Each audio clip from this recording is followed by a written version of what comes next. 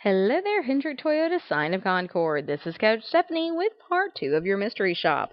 I submitted a request on September 14th at 12:06 p.m. and got a phone call from Sunny at 12:11. I did receive an email before I spoke to you at 12:07, and then you did email after you spoke to me, but you didn't send it until 1:52, which actually would have been 2:52 your time, so that actually would have not given you as good of a score as if we had scored the one that you sent before.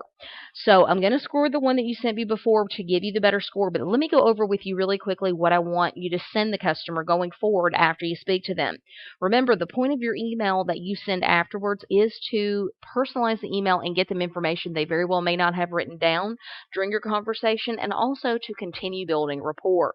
The email should have an attention-grabbing subject line, which it does. It says try to reach you earlier by phone and has the name of the dealership, so great job there. You also want to thank the customer for their time on the phone.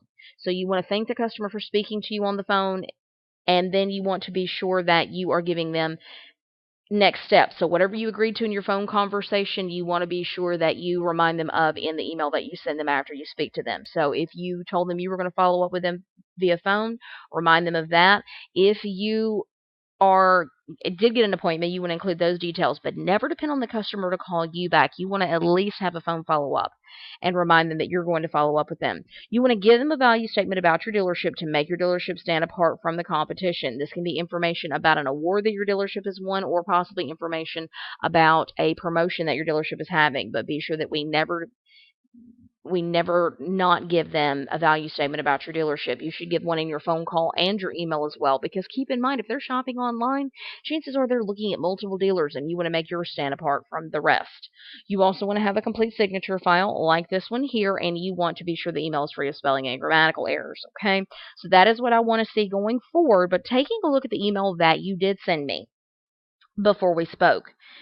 Let's see. Sorry, I picked the wrong one there.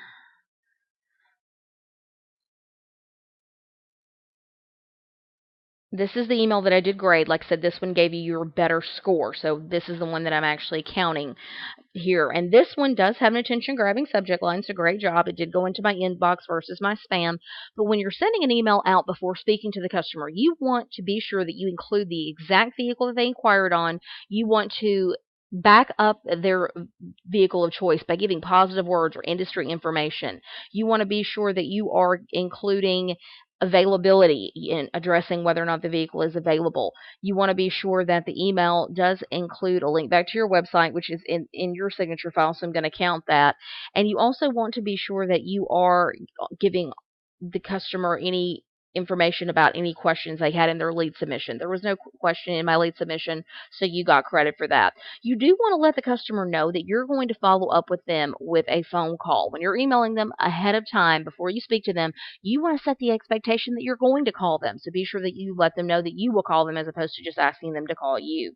The email does have a complete signature file with a link to your website and a link to your email, and it is free of spelling and grammatical errors. Now, you do have a dealer statement here about Hendrick Toyota Scion had the 25th anniversary, but I can't count that because it's in your signature file. You need to have some type of information in the body of the email that makes your dealership stand apart from the competition.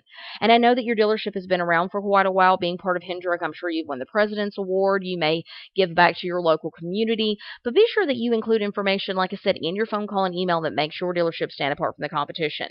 When you're emailing ahead of time, be sure that the email does give specific information on the vehicle of choice, back up their decision with positive words or industry information about the vehicle, address availability, and be sure you're giving a value statement about your dealership. Thank them for their time on the phone and include next steps. So keep up the hard work and keep practicing. Your secret code for today is practice. PRACTICE, practice. Have a great day.